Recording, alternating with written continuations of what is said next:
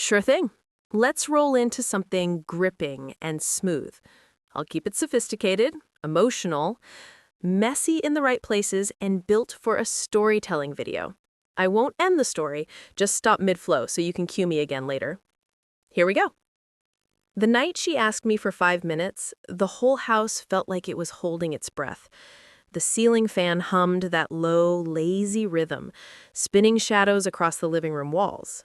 She stood in the doorway with her arms folded, eyes glossy, but strangely calm, like someone who knew something I didn't. And I, still clueless, offered a half smile and said, "Take your time."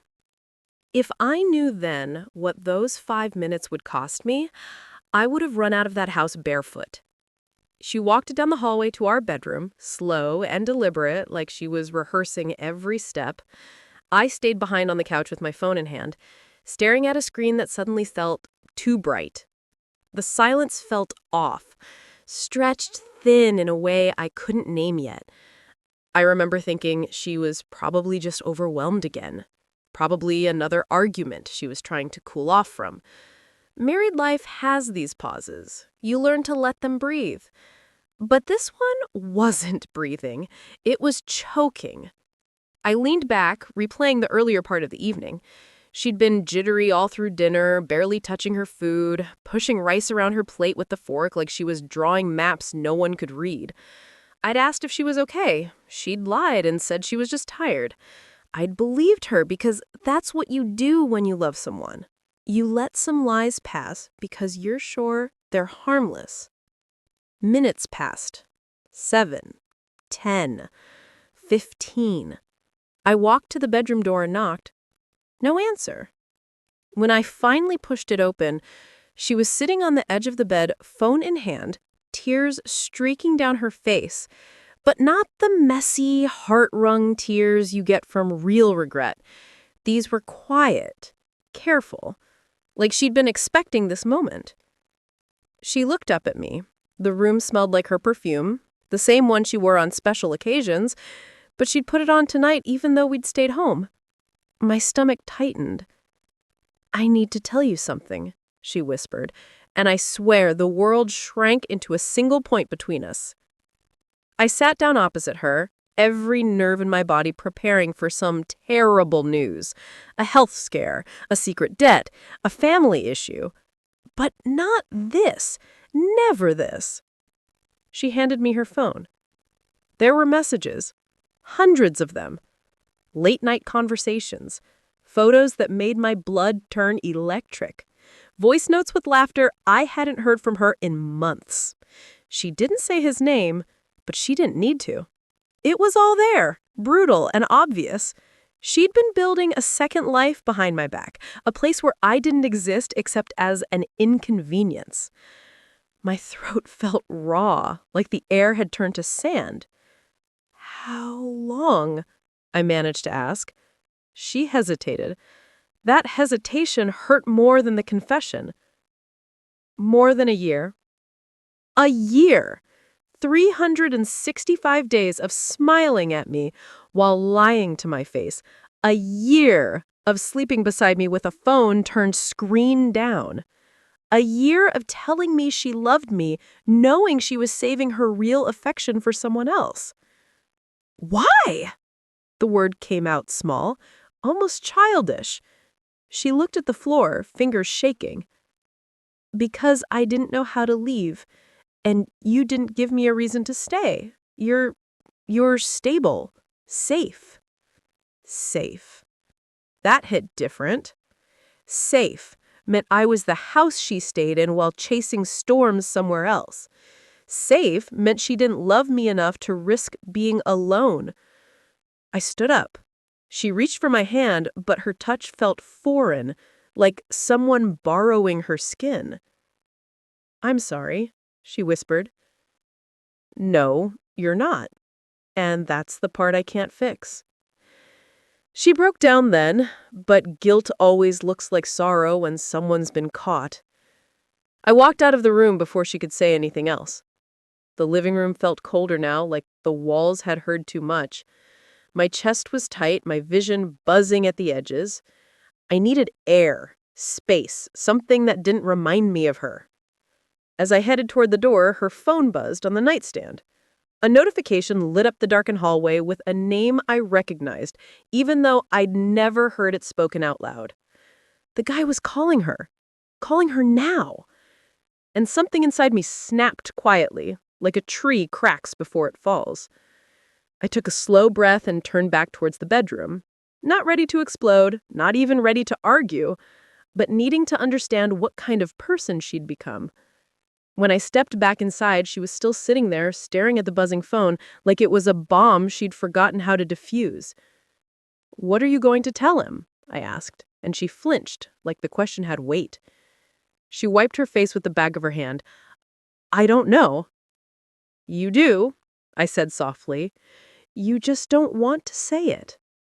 The phone kept vibrating, louder this time, more insistent, like the other man was pulling her away in real time. She finally reached for it, thumb hovering over the screen, guilt and desire fighting in her eyes in a way that made my stomach twist. Then she answered the call, and I stood there, listening, not knowing what I'd hear next would tear the last thread holding my sanity together, because the moment she spoke into the phone, her voice changed completely. Softer, warmer, almost relieved. She said his name with a tenderness I hadn't heard in years, and that tiny shift told me everything I'd been blind to see. I took a step back, heart pounding hard against my ribs, as she whispered to him like I wasn't even in the room. And right there, something happened that I never imagined, something that made this whole betrayal twist into a shape that didn't even look human anymore, because a second voice suddenly echoed through the speaker, faint but unmistakable, and I recognized it instantly, even though I hadn't heard it since. It hit me like a slap I didn't see coming. That voice wasn't just familiar, it belonged to someone who used to sit on my couch, raid my fridge, and call me bro like it meant something. My best friend. The guy I trusted enough to lend money to vent to pick up from the airport at 3 a.m. without complaining. Hearing him whisper into the phone, soft and careful, like he was speaking to something fragile and precious, made my pulse spike so hard I felt dizzy. I stared at her, every piece of my world rearranging itself in real time like someone had kicked the supports out from under reality. He said her name with that half-laugh in his voice, the same one he used when he was trying to be charming. I used to think it was harmless. Now it made my skin crawl. She didn't even look at me when she spoke back. "She come talk right now," she murmured, voice trembling with guilt or fear or something I could no longer identify. Silence. Then my friend's voice, a low whisper. "Do you want me to come over?" And somehow that question broke something inside me even worse than the cheating itself. Because he said it with this casual confidence, like he belonged here more than I did. I felt my jaw clench, but I stayed quiet. I don't know if it was shock or disbelief or just sheer emotional paralysis, but I stood there like someone nailed my feet to the floor. She inhaled sharply. "No, please, not now. Just let me handle it." "Handle it," he repeated, and there was this tired affection in his tone that made my stomach twist. I closed my eyes, because hearing him talk to her that way felt like watching someone walk into my home with a key I didn't give them. She whispered something too soft for me to catch. He responded with a quiet, "I love you," and she didn't return it, but her silence was loud enough. She hung up, and the moment the call ended, the room felt colder, sharper, like winter had settled inside the walls. She finally looked at me, really looked at me. Her face crumpled a bit, like she'd just realized I wasn't some background character in this scene she'd built for herself. She said, "I never meant for you to find out this way," her voice cracking around the edges. I let out a low, humorless breath. There's no version of this that doesn't feel like a knife. She flinched. Her hands shook. It wasn't supposed to happen. He was going through things. I was lonely. One night just turned into something else. And then it got complicated. Complicated? My voice came out flat. You and my best friend had a year-long affair. There's nothing complicated about that. It's awful, yeah, but it's not complicated. She pressed her palms against her eyes. I tried to end it. I did. But every time I tried, he made me feel seen. And you were so busy with work, with life, but I always thought you understood that everything I was doing was for us, for a future, that clearly only I was building. Did you ever plan to tell me? I asked quietly. She hesitated for too long. I don't know. And that truth cut me deeper than any lie could have. The air between us felt toxic now. Every inhale felt like breathing in smoke from a fire I didn't even know was burning. I sat down on the edge of the dresser, elbows on my knees, trying to make sense of a reality that didn't fit anymore. So what now? You gonna run to him? You want me to pack a bag for you? Or do you want time to rehearse your excuse for him too? She shook her head, tears falling hard now. I don't want him. I want to fix this. You and me. I'm begging you, just don't throw us away. I almost laughed at the insanity of that. You threw us away. You don't cheat for a whole year and then ask me to patch up the pieces like it's a broken vase. I know, she whispered, but you're my husband, and he's my friend, or he was. The weight of that realization settled over me like a heavy, suffocating blanket. She crawled closer on the bed, reaching for my arm. Her touch used to be comforting, now it felt like fire. I pulled away, and she broke again, her sobs filling the room. Please, she cried, I don't want to lose you. I'm so sorry. I swear I ended things. I blocked him yesterday. Today was the first time he tried to call. I narrowed my eyes. And what made you block him? Guilt or fear I was getting suspicious? She opened her mouth, but no words came out, which told me everything. Behind us, her phone buzzed again. This time, it was a message. She didn't have to open it. The preview lit up the screen, glowing in the dim room like a taunt. It said, I'm coming over. You don't have to be afraid anymore. My pulse spiked, her face drained of color. She grabbed the phone with trembling hands. No, he can't. Not now. But the damage was already done. The words hung in the air like a threat. Somewhere outside, a car engine hummed to a stop. We both froze. She looked at me with terror blooming in her eyes, and in that moment I realized something uncomfortable, something that made everything even messier. This wasn't just an affair.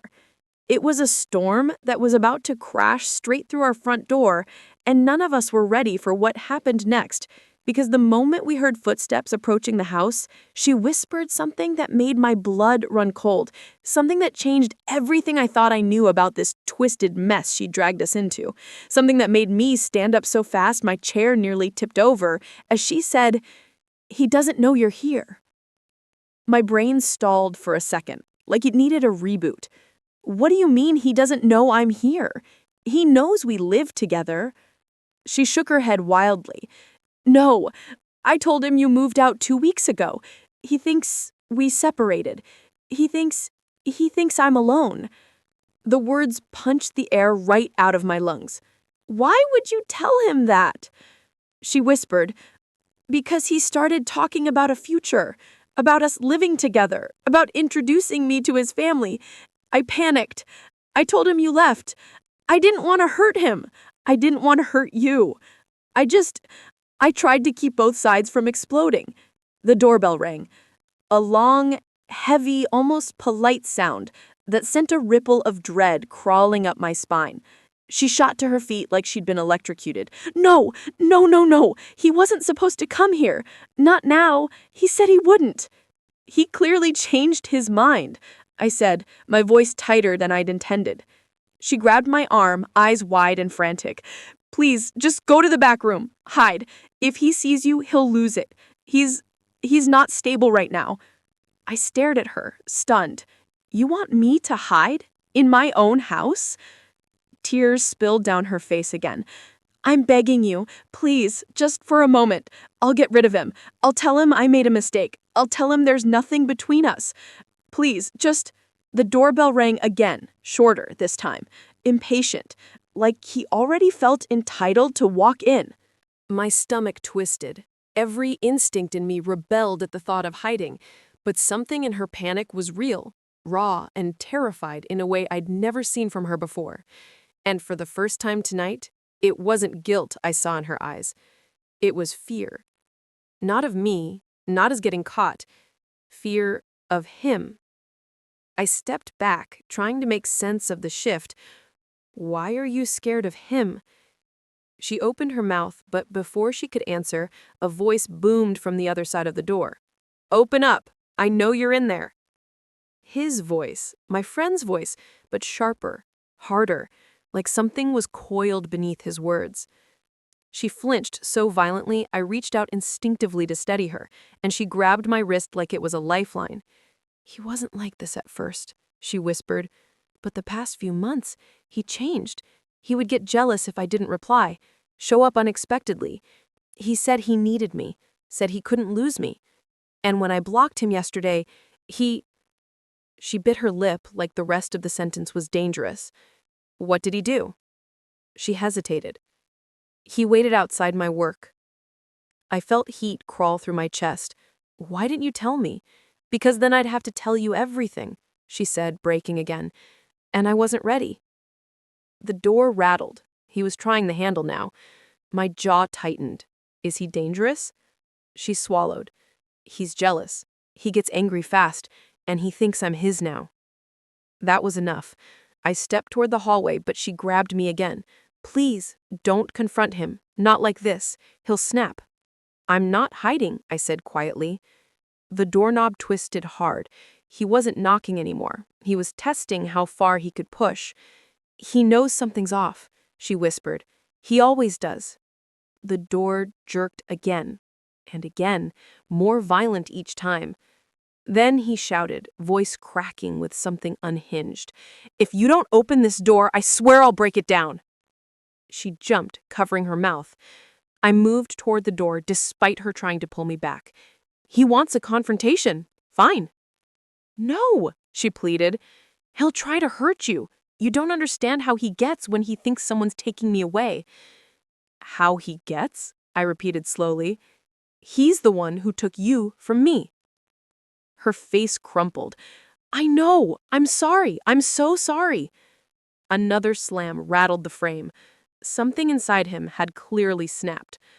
"I'll handle it," I said, my voice low and steady, even though adrenaline was flooding my veins. She grabbed my shirt, shaking her head frantically. "Just listen to me. He's not here to fight you. He's here because he thinks I'm leaving him. He thinks I'm choosing you. And when he feels rejected—" Her voice trailed off into a whisper. "What?" "He becomes someone else." I pulled her hands off gently. "Then he can meet me instead of the fantasy he made up."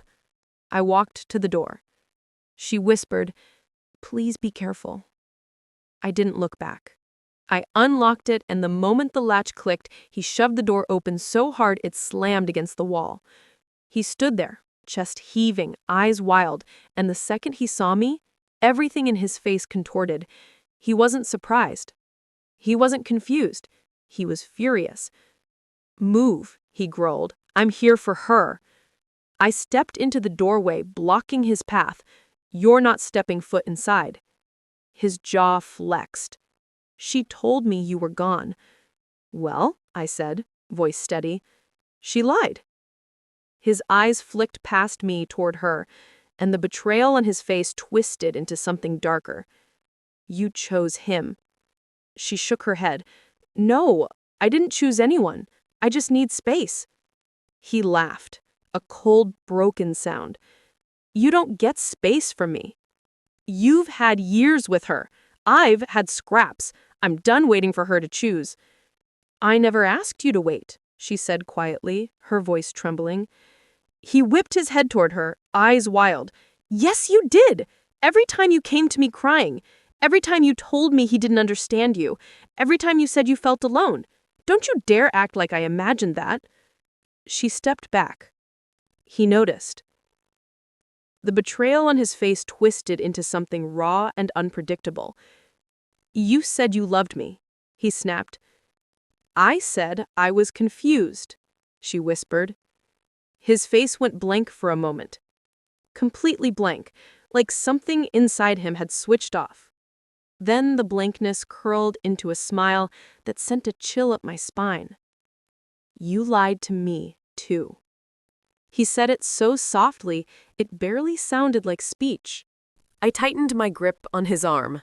"Let's step outside. We'll talk." "There's nothing to talk about," he muttered, still staring at her like she was some kind of puzzle piece that had changed shape. "She was supposed to leave you. She was supposed to be with me. We were supposed to start over." I shifted, blocking his line of sight. "You need to go, now." He let out a shaken breath. "I'm not leaving without her." "She's not going with you." "You don't get to say that," he shouted, and suddenly his hand dropped toward his pocket. Before he could grab whatever was inside, I shoved him backward. He stumbled, hit the porch railing, and froze in shock for half a second. Then his expression twisted into fury so sharp it didn't even look human. "You want to fight me?" he barked. "No, I want you to walk away." He laughed again, that same cold, broken laugh. "There's no walking away from this."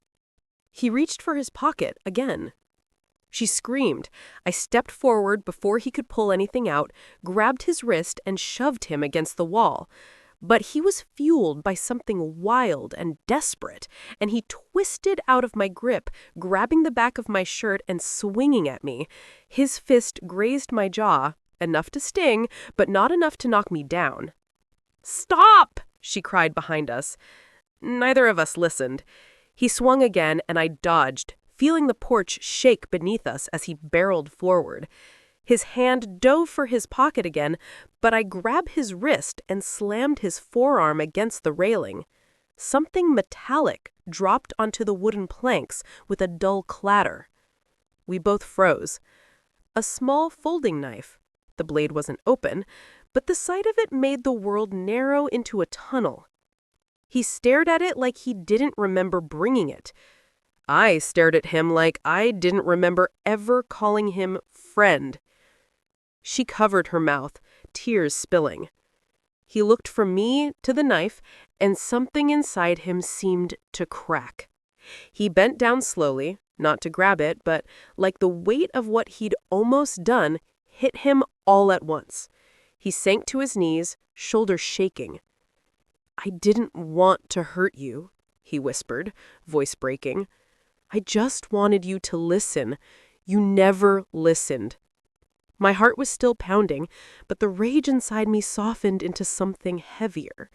Not sympathy, not forgiveness, just the realization that this man wasn't stable, and the affair had twisted him, broken him in ways nobody saw coming.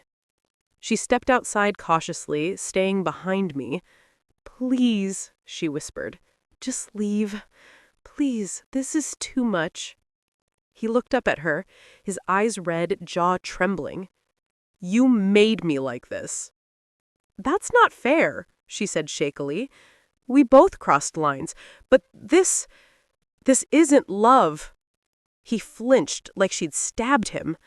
He grabbed the railing, pulling himself to his feet. His gaze shifted back to me, full of bitterness, but the fire was gone. What remained was hollow. "You win," he muttered. "This wasn't a competition," I said, still keeping myself between him and her. He shook his head like he couldn't hear anything anymore. Then he backed away, step by step, his eyes never leaving her face until the last moment. When he finally walked down the driveway and got into his car, the silence left behind felt too heavy to breathe in.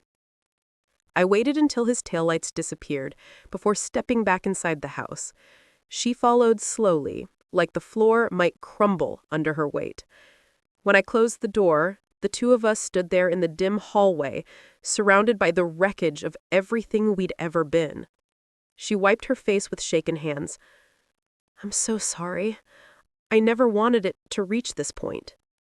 I didn't look at her. Not yet. My hands were still trembling, and I needed a second to steady the storm inside me. "What else haven't you told me?" I asked. She froze. "There's more?" I pressed. She swallowed hard, avoiding my eyes. And when she finally spoke, her voice came out so quiet I almost missed it.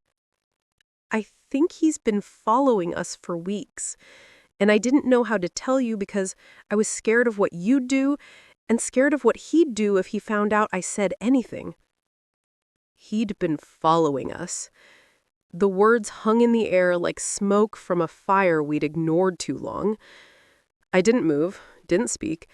I just stared at her, waiting for the rest, waiting for something that made this nightmare make sense. She wrapped her arms around herself, shoulders shaking. "I didn't want to scare you. I kept hoping he'd just stop, that if I backed away, if I blocked him, if I pretended nothing was wrong, he'd disappear." "People like him don't disappear," I said, voice low. She nodded, tears sliding down her cheeks. I know that now." I walked past her into the living room, the place that had once felt safe and ordinary and home.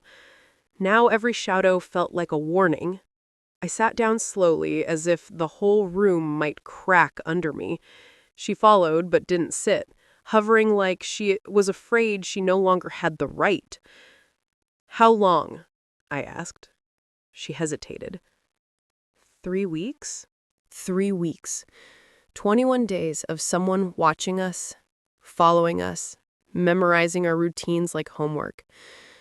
21 days of danger we didn't even know we were in because she hoped silence would fix it. I rubbed my face, tired down to the bone. "Did he ever confront you? Outside of tonight?" "No," she whispered. "But I would see his car drive by the house, or I'd catch him on the other side of the street when we were out.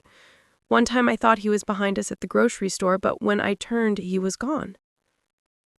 A chill slid through me. He'd been around us? Near me? Near her? Pretending to be invisible? "And you didn't tell me because... what? You thought I'd explode?" I asked. "I didn't want anyone getting hurt," she murmured. I let out a tired laugh that didn't feel like a laugh at all. "Someone almost did." She flinched like I'd slapped her. I stood up, pacing the room to keep from drowning in everything I'd just learned. I should call the police, report him, file a statement. Fear flickered across her face. "Will they believe us?" "They'll believe the knife," I said. She swallowed. "He wasn't always like this." "I don't care who he used to be. I care about who he is now." She nodded, wiping her cheeks, and for a moment the woman I married resurfaced. But the truth was still burning between us. The affair wasn't just a betrayal. It had unleashed something unstable, something dangerous. I grabbed my phone. "I'm calling." Before I could dial, she reached out and touched my hand, not to stop me, just lightly, gently. "Thank you." "For what?" I asked, exhausted. "For not letting him hurt me, for standing in front of him even after you hurt me." Her voice cracked, and I felt something shift inside me. Not forgiveness, not yet, but something quieter, sadder. A realization that we were standing in the ashes of the life we'd built, and neither of us knew if anything was left to save. I grabbed my phone. "I'm calling." I explained everything. The stalking, the confrontation, the knife, the confession about him following us. They told me someone would drive by the neighborhood, that they'd file a report, that we should lock the doors and stay inside. When I hung up, the house felt heavier, like it finally understood the danger, too. She sat down on the edge of the couch.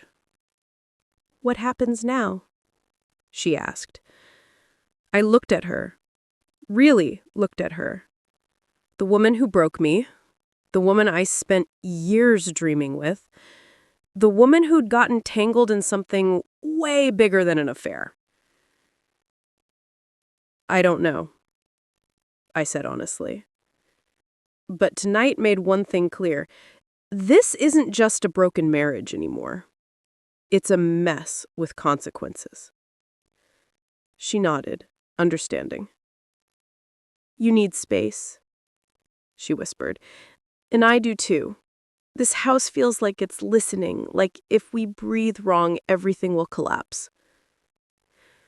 For now, stay here, lock the doors. I'll sleep in the guest room. Tomorrow we figure out what comes next." She didn't argue. She just nodded again, looking small and fragile in the dim light. Hours passed. We didn't speak. She stayed on the couch. I stayed in the hallway, watching the windows like a guard on a night shift he never signed up for. Every car that passed made my muscles tighten. Every creak of the house felt like footsteps. Sometime around 3 a.m., the exhaustion hit me, and I drifted into the guest room. I didn't sleep. I just laid there staring at the ceiling, replaying everything. The messages, the call, the confrontation, the knife, the confession about him following us. It felt surreal. Like life had twisted into a story meant for someone else. Just before dawn, I heard soft footsteps outside my door. A gentle knock. "Are you awake?" she whispered. I didn't answer for at first, but she stayed there waiting, so I finally said, "Yeah." The door creaked open. She stood there, wrapped in a blanket, eyes swollen from crying. "I just wanted to say thank you for not giving up on yourself tonight, for not letting him take control of this." I sat up slowly. "And what about us?" She exhaled, a sad, breaking sound. "I don't have the right to ask for anything. I know I hurt you in ways I can't fix, but if there's one part of you that believes we can rise from this, I'll fight for it. I'll go to therapy. I'll cut contact with everyone who enabled this. I'll rebuild your trust piece by piece if you'll let me." I held her gaze.